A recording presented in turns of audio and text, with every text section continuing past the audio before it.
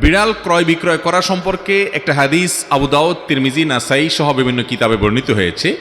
হাদিসের ভাষ্য হলো, কুকুর এবং বিড়াল এগুলো কেনাবেচা করা যাবে না, এগুলোর কেনাবেচা করলে তার যে বিক্রয় মূল্য সেটা খাওয়া যাবে না, এই মর্মে একটা হাদিস পাওয়া যায়। কিন্তু এই হাদিসকে মুহাদ্দিসিন ওলামা ইকরামের অনেকেই এর সনদকে দুর্বল সূত্রে বর্ণিত বলেছেন, যার কারণে এটার উপরে ভিত্তি করে বিড়াল কেনাবেচা করাকে নাজায়েজ বলেন না জমহুর ওলামা ইকরাম। বেশিরভাগ ওলামা ইকরামের মত হলো বিড়াল কেনাবেচা করা যাবে।